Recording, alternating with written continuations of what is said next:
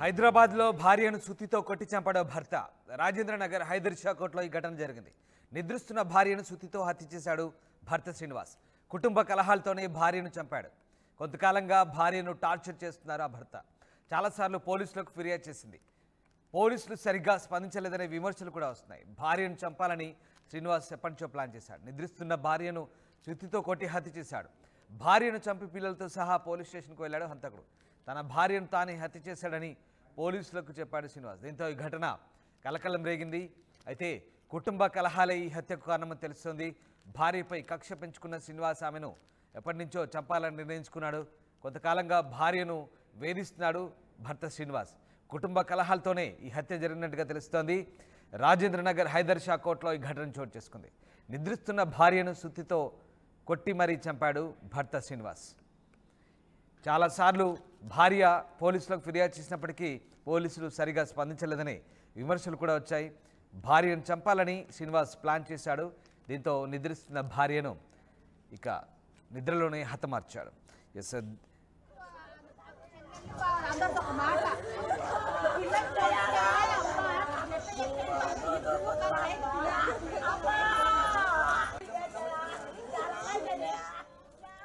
రాజేంద్రనగర్ హైదర్ షా కోర్టులో ధారణ జరిగింది. నిద్రిస్తున్న భార్యను సుత్తితో కొట్టి చంపాడు భర్త. కుటుంబ కలహాలతోనే భార్యను శ్రీనివాస్ హత్య చేసినట్టుగా తెలుస్తుంది. దేవిక జైన్ అవుతుంది. దేవిక, తన భార్యను శ్రీనివాస్ అతి దారుణంగా హత్య చేసిన ఘటనకు సంబంధించి పోలీసులు ఏం చెప్తున్నారు? S Ramdas, Narsingi police station పరిధిలో హైదర్ షా కోర్టులో దారుణ ఘటన అయితే చోటు చేసుకుంది. భర్త సొంత భార్యని అతి దారుణంగా రాత్రిపూట నిద్రిస్తున్న సమయంలో సుత్తితో అతి దారుణంగా కొట్టి మరి చంపాడు భర్త శ్రీనివాస్. అయితే దీనికి సంబంధించి కూడా ఎప్పటి నుంచో వీళ్ళిద్దరికి ఎక్కువ గొడవలు జరుగుతున్నాయి. దీని గురించి పెద్దల్లో పెట్టినప్పటికీ లేకపోతే పోలీస్ స్టేషన్ లో కంప్లైంట్ ఇచ్చినప్పటికీ కూడా ఎలాంటి ఫలితం లేకపోయింది. కేవలం గొడవల కారణంగానే భర్త శ్రీనివాస్ అనే వ్యక్తి భార్యను అతి దారుణంగా రాత్రిపూట నిద్రిస్తున్న సమయంలో చంపాడు అంటూ కూడా తెలియజేస్తున్నారు. అయితే వీళ్ళకి 2012లో పెళ్ళయింది. 2 పిల్లలు కూడా ఉన్నారు. ఒక పాప ఒక బాబు కూడా ఉన్నారు. ఈయన టెంట్ హౌస్ లో పనిచేస్తూ ఉంటాడు. కానీ ఎప్పుడు అరుదుగా వీళ్ళిద్దరికి భార్య భర్తలకి ఎప్పుడు అసలు పడేది కాదు. ఎక్కువగా గొడవ పడుతూ ఉంటారు, పిల్లల విషయంలో కానీ డబ్బుల విషయంలో కానీ. ఈ విధంగా గొడవ పడుతున్న సమయంలోనే అవన్నీ కోపాలని తట్టుకోలేక ఎప్పటి నుంచో చంపాలి అంటూ కూడా ప్లాన్ చేస్తున్నాడు అన్నట్టుగా కూడా మనకి తెలుస్తుంది. అయితే అదే విధంగా నిన్న రాత్రి భార్య నిద్రిస్తున్న సమయంలో తన దగ్గరలో ఉన్న ఏదైతే టెంట్ హౌస్ సామాన్లు ఏదైతే ఉంటుందో సుత్తి, దానికి సంబంధించి తీసుకొని వచ్చి రాత్రి పూట తన మీద దాడి చేయడం జరిగింది. అక్కడికక్కడే తను చనిపోవడం జరిగింది.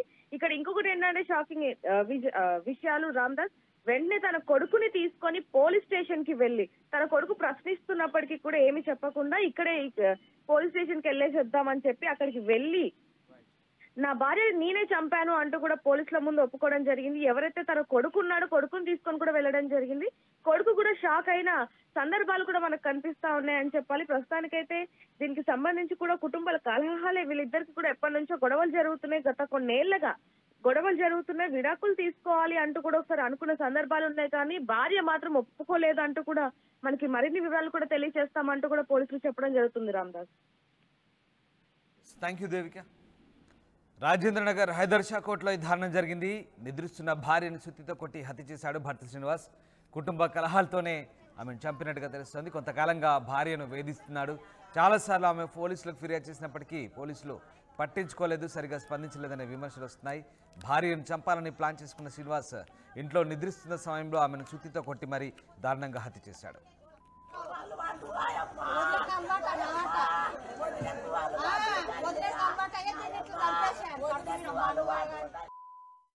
రే ఇన్నరా, మాంగళ్య షాపింగ్ మాల్ లా ఏం కొన్నా స్పాట్ గిఫ్ట్ ఇస్తుర్రంట. రండిగా. మాంగళ్య షాపింగ్ మాల్ లో దసరా స్పాట్ గిఫ్ట్ పక్కా. ప్రతి 1000 రూపాయల కొనుగోలుపై ఖచ్చితమైన స్పాట్ గిఫ్ట్. ఈ ఆఫర్ అక్టోబర్ 1 నుంచి 11 వరకు మాత్రమే. మాంగళ్య షాపింగ్ మాల్, తెలంగాణ. రే ఇన్నరా, మాంగళ్య షాపింగ్ మాల్ లా ఏం కొన్నా స్పాట్ గిఫ్ట్ ఇస్తుర్రంట. రండిగా.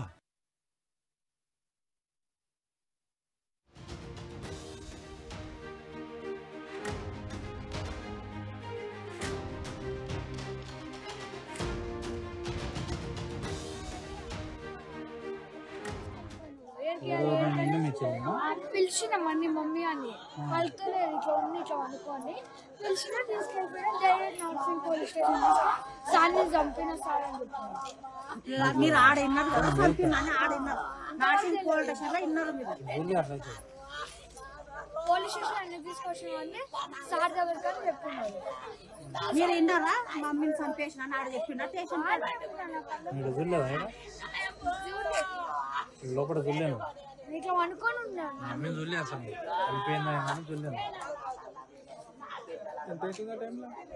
2:30